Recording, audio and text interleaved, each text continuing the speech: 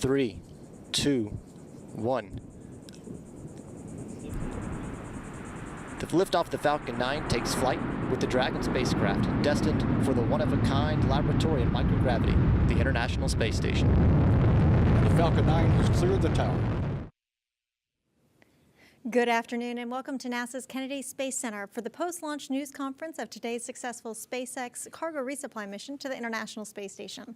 I'm Stephanie Martin from NASA Communications, and I'm joined by NASA's Dan Hartman, the Deputy Program Manager for the International Space Station program, and Hans Koenigsmann, the SpaceX Vice President of Flight and Build Reliability. We'll go ahead and start with opening comments, and then we'll take your questions. If you're on social media, please send in your questions using hashtag AskNASA on Twitter. Dan? Thank you, Stephanie. Gorgeous day, spectacular launch. It is so nice to be off the pad today and kind of avoid all those constraints looking forward that we might have had in case the weather didn't cooperate with us today. So we're just extremely happy to be on our way, and congratulations, Hans, and to the whole SpaceX team for a remarkable launch, and looks like Dragon is healthy and on its way to the ISS. Crew's ready for its arrival, really eager to dive into the research. We got an aggressive research program planned for the next 30 days or so. And so I know they're ready to go. Teams on the ground are ready to go and implement. So it's going to be a fun 30 days for the onboard crew and our teams on the ground. I'd like to say a special thanks to our late load team. Last night and yesterday afternoon, you guys saw the weather around here. They got called off the pad a couple times. I think lost a couple hours, 2 hours of trying to do the late load with our pullers and getting our animal habitats online and installed in the vehicle. They did a great job. We actually ran in beyond our turnover at 12 hours before launch time period. SpaceX worked with us on that. So just a tremendous effort that we could get all the late load cargo all planned. Nothing was removed or anything, and it's all on its way to the space station. So the SpaceX team. Support here with the KSC personnel to help out in those late load, and of course our JSC late load team is just an awesome job. So looking forward to berthing on Wednesday morning. Again, Jack will be the prime using the SSRMS to bring it in to Node 2 Nadir. That'll occur around 6 a.m. And we're not working any issues on the ISS that would prevent a good berthing. And could not be happier with today's launch. It was a spectacular show. And I'll turn it over to Hans. Thank you, and good afternoon. I also have just greatness to report.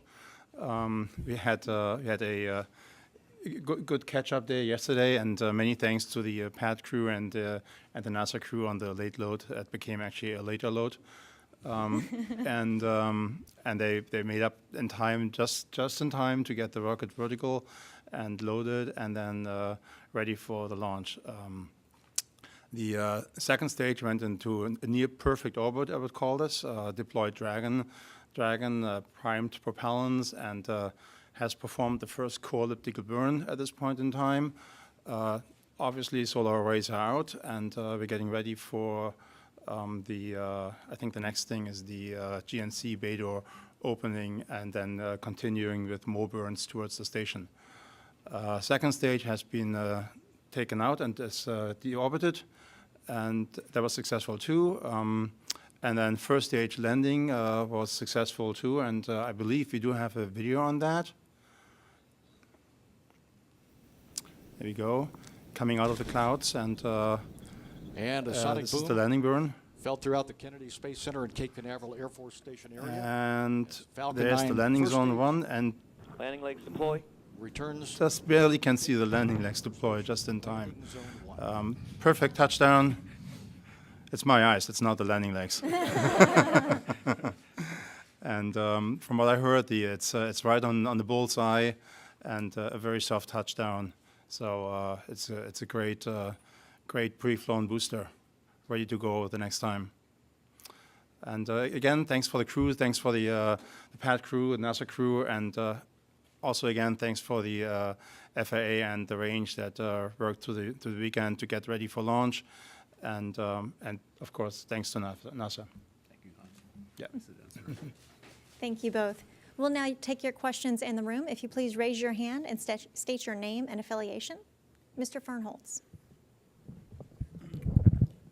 Hi, Tim Fernholz from Quartz. Two questions for Hans. One, I know that SpaceX is working the Falcon 9 towards its final build for commercial crew.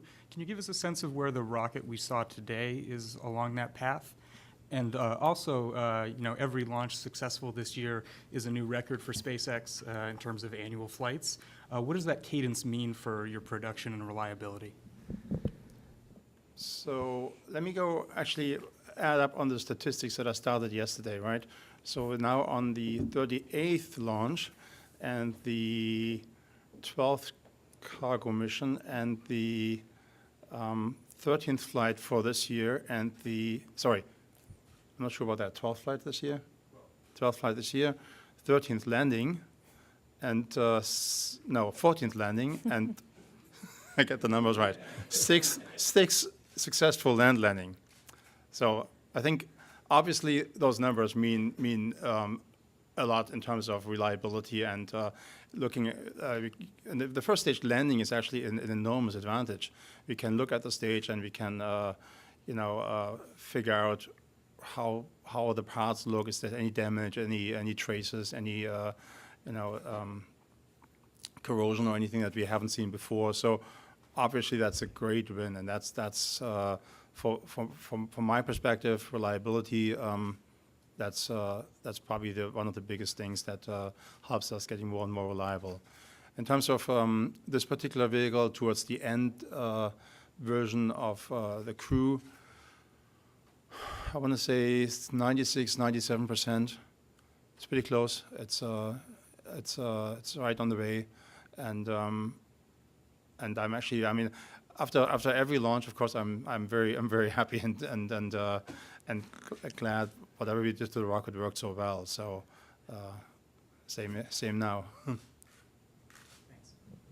Yeah. Right here.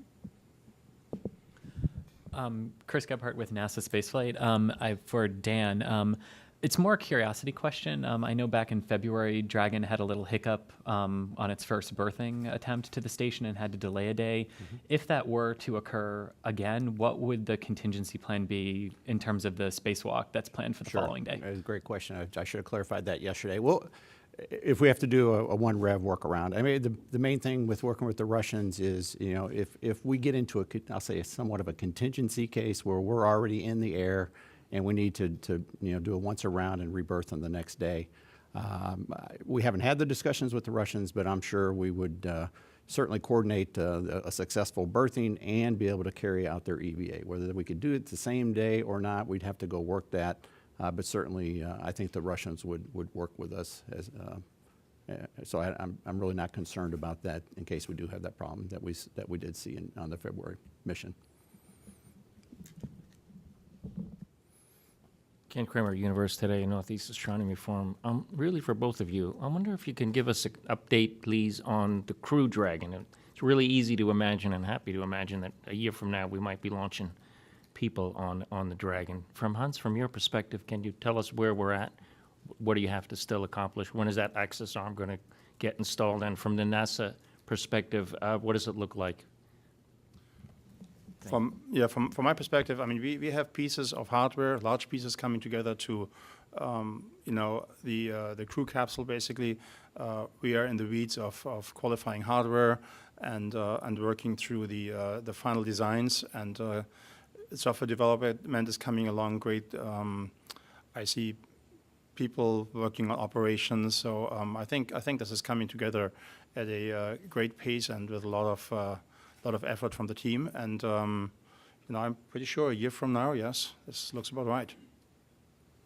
And that's kind of where I was. I mean, we're very eager to, especially in the FY19 period, to see a commercial crewed Dragon come to the station on a routine basis. I imagine you'll see us flying some, I'll say, the Dragon 2 version of very similar spacecraft to support cargo ahead of, or to get some more flights under its belt on Dragon 2, maybe even before we step up to, I'll say the serious crew rotations that we need to occur on the International Space Station. So we're working with SpaceX right now to see when that conversion time is to go from a Dragon 1 configuration, is what we saw today, into a Dragon 2, and again, just to get more runtime on that vehicle.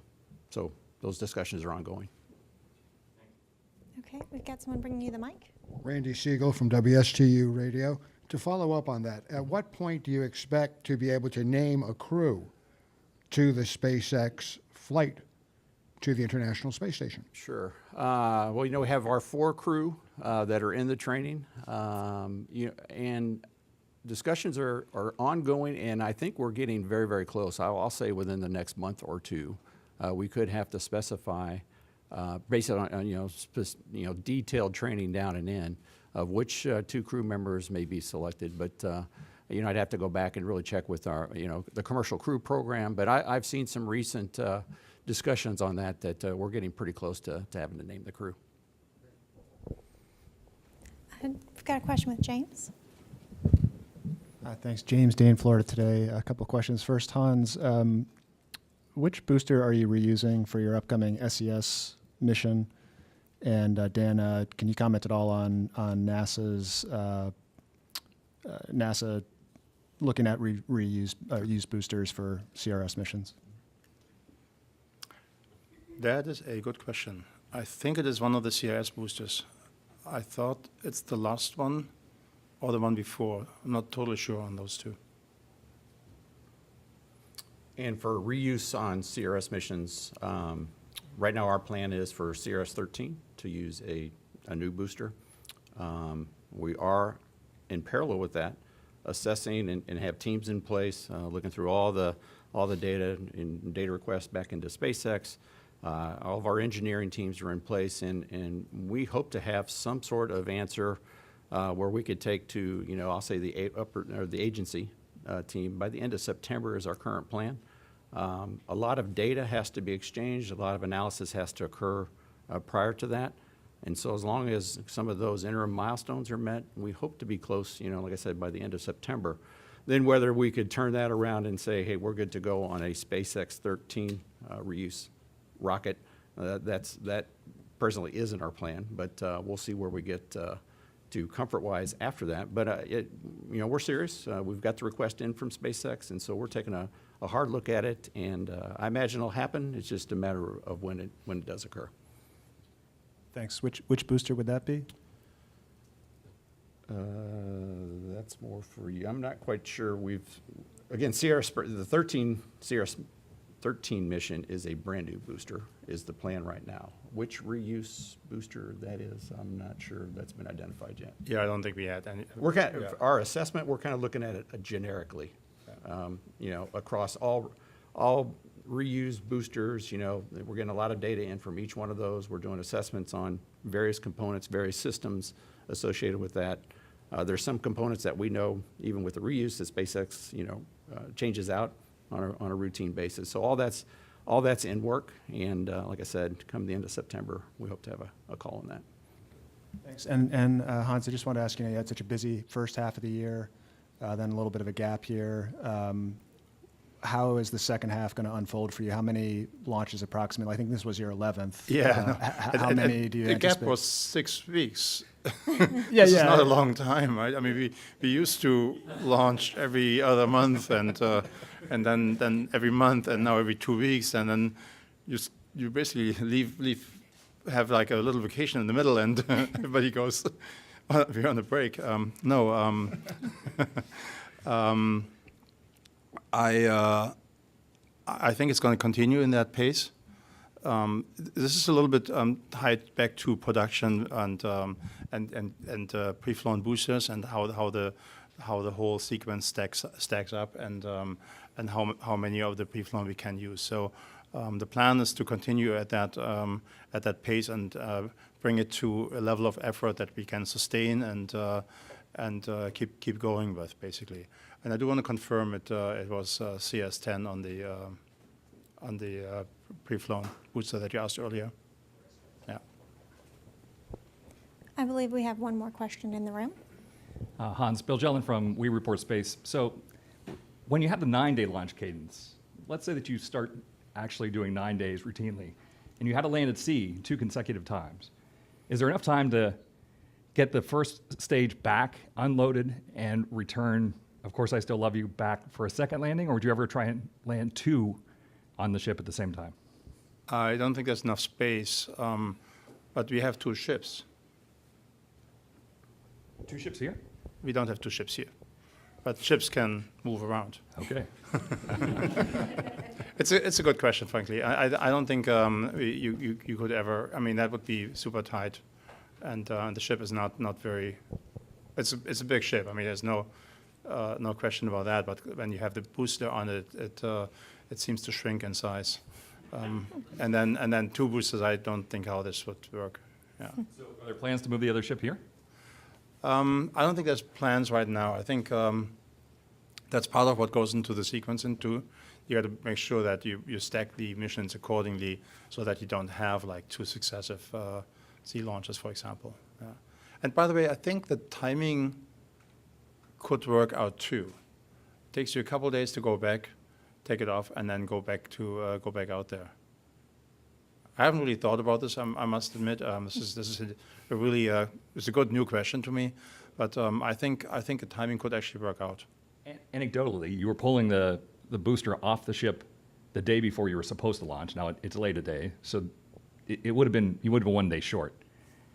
I'm sure you can speed things up. I'm pretty sure 1 day is not a problem in that whole sequence. Okay. Yeah. All right. Okay. Up front. Hi, Thaddeus is there with the Utica Phoenix, and for Dan, I was hoping to get a generalized cost per astronaut for the U.S. commercial crew to compare to the current rate. For me, I don't have those. We can get those. we'll get that We can certainly information. provide what's been provided. And as a follow-up, is there a litany of potential customers in the future that are expected to shift or migrate to the U.S. commercial crew? Certainly, we'll have our needs to support the astronauts we plan to fly for USOS crew members. For what we plan to do to maintain and operate and do our research on board the International Space Station. Other uses for additional crew members. Ours is going to be for crew of 4. And if there's other uses that SpaceX or other passenger capability that they're taking into account, I'd have to ask them. Okay. Seeing no more questions in the room, we'll go ahead and wrap up today's post-launch news conference. As a reminder, the Dragon will arrive at the International Space Station on Wednesday, with NASA television coverage starting at 5:30 a.m. and expected capture at 7 a.m. If you'd like to keep up with the status of today's mission, please visit www.nasa.gov/SpaceX. And to continue to learn more about the International Space Station, visit www.nasa.gov/station. Thank you for joining us.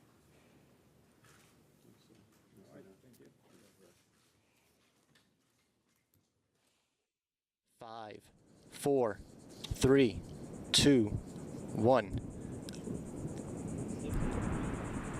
The liftoff of the Falcon 9 takes flight with the Dragon spacecraft, destined for the one-of-a-kind laboratory in microgravity, the International Space Station. And the Falcon 9 has cleared the tower.